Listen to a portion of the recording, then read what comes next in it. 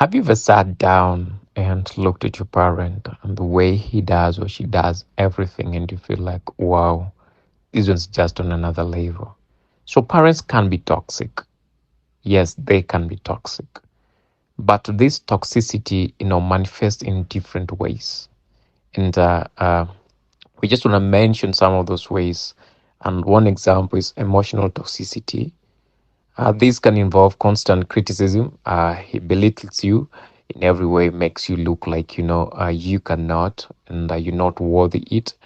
Some will manipulate you in different ways to try to get control of you, and some will do what you call emotional abuse, and that is part of criticism, trying to criticize you, showing you that there's nothing that you can do, using abusive words. In most of our African contexts, parents will call you umbwa wewe, will call you ng'ombe wewe, wewe ni mjinga kama babako, ama wewe ni mjinga kama mamako. They'll use such a words, and that is what we call emotional abuse. And then there is controlling toxicity. That is, parents who exhibit controlling toxicity behavior may try to, micromanage. That's every aspect of your life as a child or as their daughter or as their son, and then they leave you without autonomy and independence. You cannot do something on your own. They want to see and advise and make sure you're doing whatever they're asking you to do. Like, they don't give you room for creativity. They don't give you room to make decisions on your own. So that means that they're making every decision for you, and there's nothing you can do about that. So you want to go to the shop? No, they have already sent someone to buy everything for you. Or if you're going there, you have to go with them. Whatever you buy, they have to know and read the expiry date and the functions or whatever that thing is used for before they let you do that. Sometimes it's really, really, really annoying, and I know there are people who don't love that, and personally, I won't love that. So this is to all parents who are now and those parents who will be in future. So if you're a parent and you have some of these things, you need to understand, and you need to change and try to be good to your son or daughter. Then we have the narcissistic toxicity. Narcissistic parents, may prioritize their own needs and desires over their children's well-being, and that leads to neglect, emotional manipulation, and lack of empathy. So you heard of these women who like mnyweso, wanapenda pombe sana na wako tayari kumwacha mtoto kwa nyumba akilala, wao wanaenda kubugia machupa za pombe kule. Kuna cases kadhaa ambazo tulisikia yenye wamama wametoka wakaenda kubugia machupa ya pombe ama makreti za pombe kule, wakaacha watoto kwenye nyumba. Kurudi nyumbani ukapata watoto washafariki. Naona, so kuna vitu kama hizo, na kuna wale wanapenda dunda. Ni dunda mnaita dunda ama mnaitaje? Gen Z wanataka kwenda dunda na kona mtoto, so hataki kujali mtoto atakula nini, atavaa nini, ye bora ameenda dunda, amecheza zake kule dunda, amecheza zake kule dunda. Then he or she comes back later, then maybe there's a damage that has already been done to the children. And if that is done for the longest time and all that, then that child might not develop up vizuri. So those are some of the parents who think they are better than.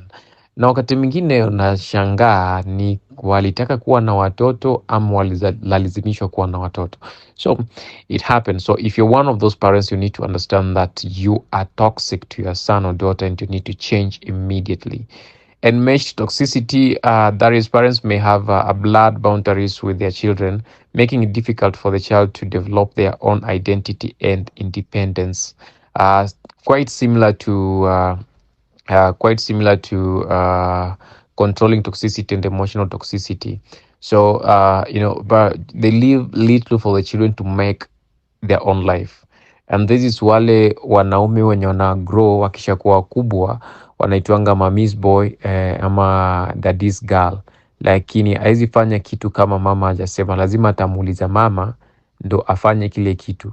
Hiyo manake mzazi alimzoesha akiwa mchanga, manake anamfanyia kila kitu na hakuwa anamwachia nafasi ya kufanya kitu chochote kwa maisha yake yeye mwenyewe. Na huyu kama ni msichana pia, baba alikuwa anamfanyia kila kitu, hakuwa anamwachia nafasi ya huyu mwanamke ama huyu msichana kujifanyia kitu yeye mwenyewe. Ndio maana unasikia anasema wacha nende nimuulize baba, akisema ndio sawa, asiposema ndio mimi siwezi sema chochote. So all the decisions are made by their parents, not by these children.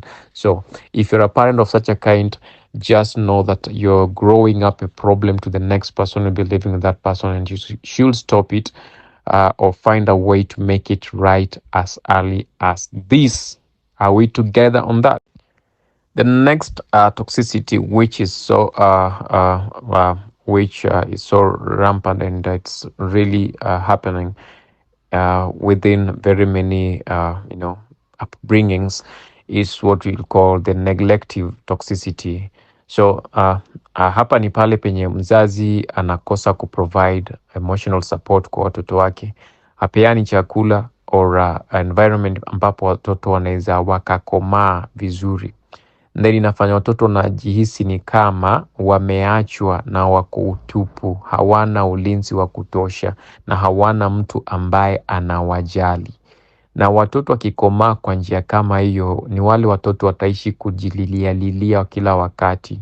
They want to be wanataka kuhurumiwa na kila mtu, manake waliweka kwenye hali ambayo hawakuwahi jua kwamba kuna mtu anawajali ama mtu anawapenda mwenye ako tayari kuwapigania ama kuwafanyia jambo moja ama jambo lingine. Sasa wakishakomaa pia bado watakuwa na ako katabia, akioleka bado ako na ako katabia. No, na yeye haoni ni kama kuna kitu anakieza, ni kulialia tu, kufanya kitu kufanyiwa kulialia tu. Na wale wengine wanaweza kuwa na hali ya kutomtumaini ama kutomwamini yule mtu ambaye wanaishi na yeye. So parents, we have a lot to do. And then we also have what you call the physically abusive toxicity. Na hapa ni when the parents who engage in physical abuse can cause lasting physical and emotional harm to their children, creating a cycle of violence and trauma among the children. So kama wewe ni mzazi kama mimi, na kwa hizi vitu ambazo tumezizungumzia kuna kimoja unakiona kinaweza kuwa, mbona usibadili kwa sababu ya siku za usoni za huyo mtoto? Na kama ni mzazi ambao unatamani kuwa mzazi, these are some of the things that you should closely look into, just to avoid some of them and make sure that you're not bleeding to your children, or you're not putting them in a position where they will never be able to make their own decisions, or you're not neglecting their needs in each and every way. Just be there for them and try to make sure that you're building a very good environment for these children to grow and know and understand how and what life is, so that they can become better humans in the next future as they live their life. See you guys, you need to subscribe, mama. Hey, always giving you insights on how to make life easy. Should we call this the wisdom corner? Yeah, maybe we can call it the wisdom corner. But before we call it the wisdom corner, why can't you just help us by subscribing to our YouTube channel? And make sure you're hitting the notification bell, so that every time we put all these things up there, at least unazipata. Ama vipi? Sawa sawa, santeni sana. Kama inawabamba semeni inawabamba. Ama vipi? Leave a comment on the comment section na utuambie ni nini ungependa tukizungumzie, na we will do that for you. Bye. Until next time we meet, same place, same time.